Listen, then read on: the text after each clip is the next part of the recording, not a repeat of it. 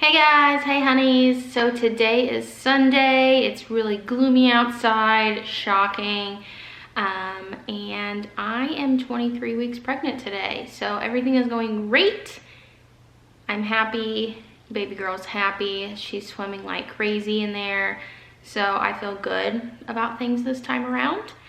But today I wanted to talk about how infertility medications per se can affect you negatively. So anybody that is going through, IUI, Clomid, Femera, IVF, any sort of fertility treatment where you are possibly put on medication that can alter your hormones, that is where things get a little sticky. So I've always thought my hormones have been a little bit out of whack.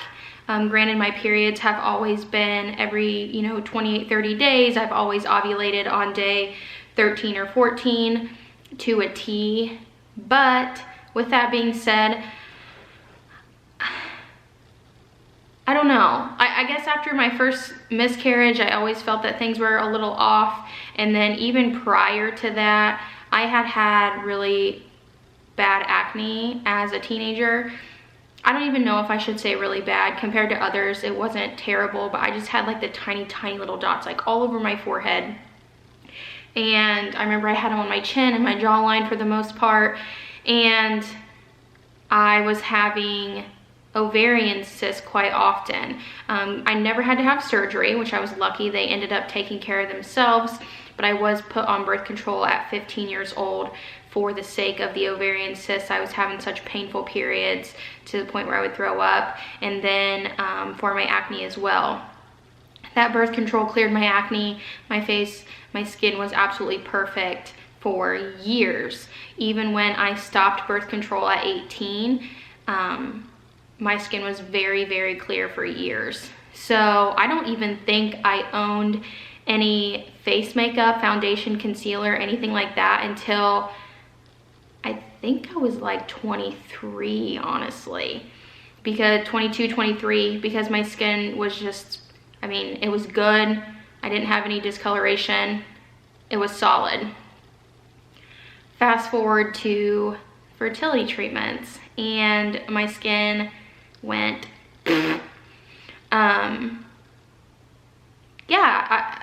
first of all, thank you guys for the few of you that have commented on my skin that I'm glowing. Maybe I am glowing. I hope I'm glowing, but that my skin looks so good. Filters do an amazing job at covering our flaws and blemishes. I will continue to use my filters on my posts because it makes me feel better. I personally know what I look like in real life, and all the people around me look like or know what I look like in real life. I'm not altering my shape of my body or anything like that, but if it clears my skin up a little bit, then I'm all for it, because my skin is honestly my biggest insecurity and it always has been. But back to you guys that have commented on my skin that it looks so good. Love you so much. That's not the case. So if I can show you here, like see in my cheek area here,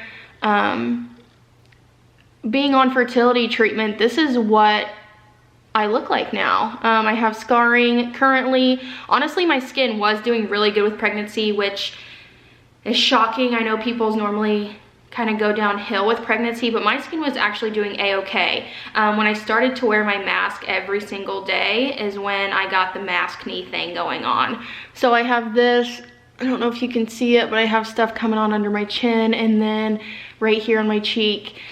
And again, a lot of that though is from, the past 4 years of doing fertility treatments. My hormones are constantly up and down, being on months of, different hormones and then stopping for a couple months and starting again on different things that will cause different hormones to fluctuate and go this way and this way. And then with a majority of my treatments, I would take an HCG shot. It's called a trigger shot.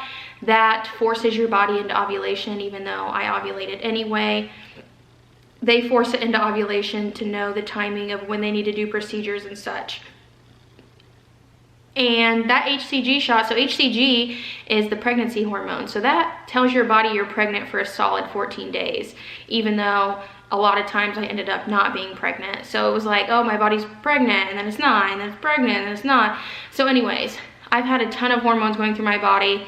The biggest downfall of the fertility treatments, obviously other than the emotional and the mental heartbreak, is the acne that has come back and all the scarring that it's caused.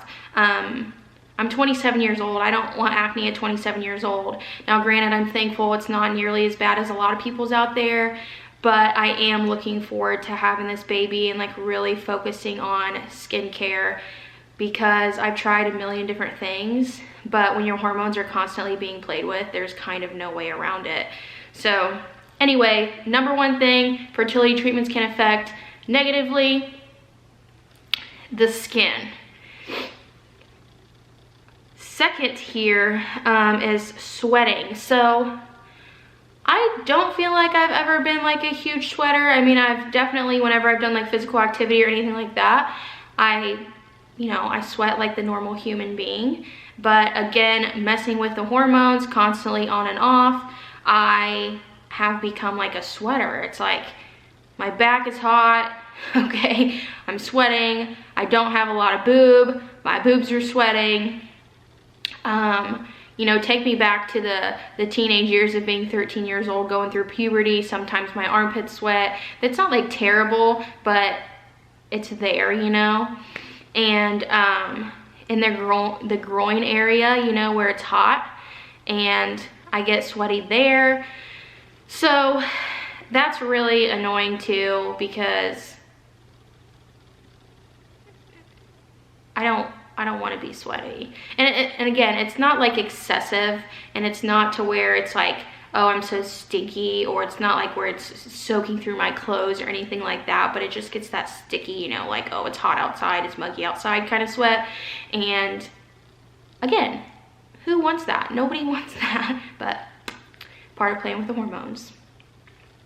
And again, with that comes hot flashes as well. With the hormones being on and off all the time, I get hot flashes, pregnant or not. I've had hot flashes for years now at this point. I'll just like feel my head get really red, and it just goes down my body, and I just like, I don't want to say I break out in a sweat, but again, I get that sticky, just like sweat hot for like a solid 2 minutes. And again, I can deal with that. It's just part of it, but super weird. Bloating. I have had issues with bloating. I don't remember as a kid or as a teenager ever having issues with bloating. So I am blaming it on the fertility treatments. And again, this could just be my body changing. Obviously, throughout our lives, our bodies change, our taste buds change, our eating habits change, everything changes. But I have noticed that it's like I eat a meal, and no matter what it is, it's like, again, nobody wants that. Nobody wants to look pregnant when they're not pregnant. Nobody wants to suck it in all day long. But I guess it's just part of it. Obviously, there was times that I didn't really notice that. For the most part, though, I have noticed that I have bloating issues. And again, after I have this baby, I'm going to really look into that and really pay attention to, you know, what foods may cause me to have those issues, or maybe once I am completely hormone free, my body is leveled out to where it was, you know, back in the day, back pre 4 years ago, then maybe I'll just be normal Kylie again, and everything will fall back into place, which would be ideal. And the last thing here that I have noticed how infertility meds have affected me in a negative light in my eyes is my hair texture. So again, I don't think you guys can really tell in the video, but I've always had a more straw-like hair texture. My mom has that straw-like hair texture, as well as my brother. I don't think it's ever been too bad, but it's never been that like silky soft hair that some people have, which I am a little bit grateful for, because I know that my hair holds curl way better. I can do a lot more with it. I can tease it a lot more. I can curl my hair today and it'll still be curled literally in 7 days. So thankful for that, but it has definitely been more straw-like, more puffy.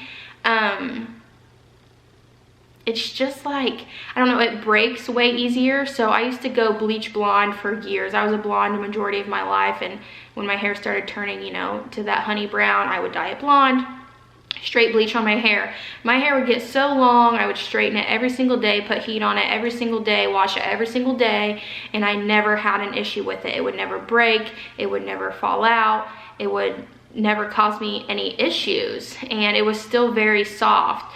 Ever since being on such hormones, I have noticed that my hair easily breaks.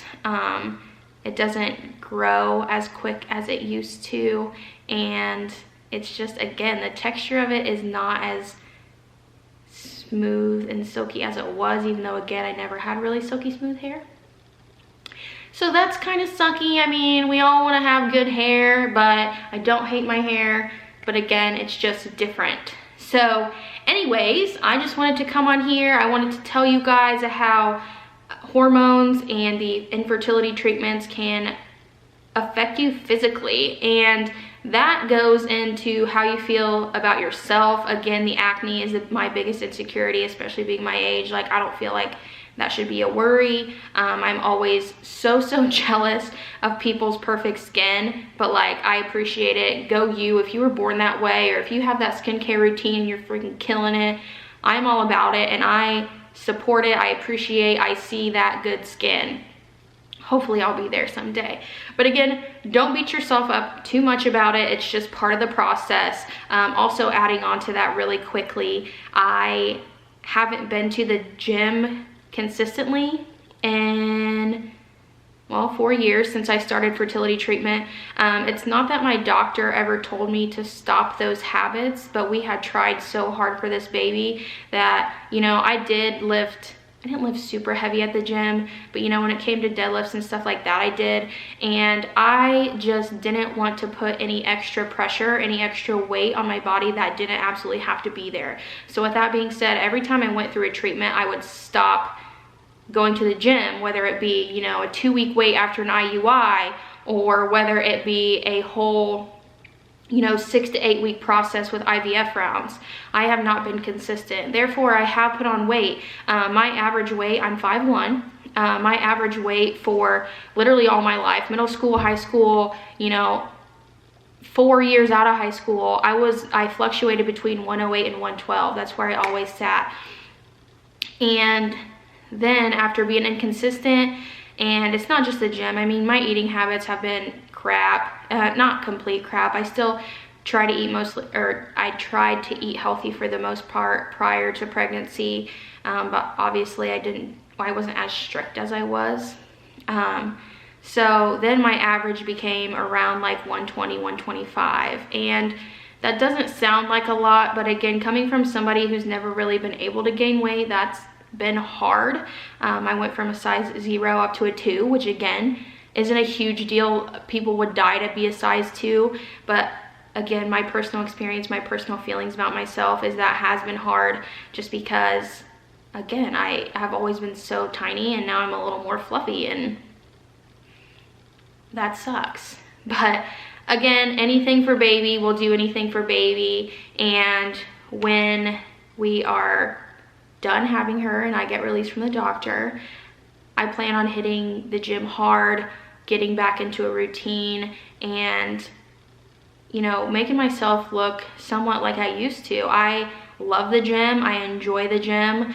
Eating healthy sucks, but at the same time, you feel so much better. Your energy's up, your mind is up. So I am really looking forward to getting back into physical activity. But again, as of now, being pregnant, it's a no-go for me. And I haven't even worked out since February of last year, pre-COVID. The gym shut down. I think they opened, don't quote me on this, maybe May or June. And then by that time, I was starting fertility meds. So I mean, wow. So again, I know I posted on Instagram where my butt's flat compared to normal. My hammies are gone. My thighs are weird. So again, all of this is a sucky part. It's hard on the self-esteem. It's the physical aspect that, you know, not only other people see and like what they're used to you being, which that doesn't really affect me much because I don't care what people think, but I do care what I think about myself. So It is hard to see the body changes, but again, I'm embracing them. I'm not crying over it. I'm not losing sleep over it. I'm still gonna eat that zebra cake because, again, it's part of having a baby, and it's part of doing all of this and the sacrifices I've had to make to actually carry a pregnancy and get my little girl. But again, thank you guys for watching this video. I plan on uploading my first pregnancy vlog soon. I have not been the greatest at documenting my pregnancy, but I do want to get better at it. I just feel like my belly hasn't gotten big, so that's held me back a little bit, which I'm thankful for. I don't want it to be absolutely massive. If it is, it is, but if it's not, cool. But anyways, I will be uploading a pregnancy vlog very soon. And again, please let me know if you guys would like me to talk about anything specific, or if you have any questions, comments, or concerns, or anything like that. But I hope you have the best weekend. We're getting close to Christmas, so get out there and get your Christmas shopping done. Thanks, guys.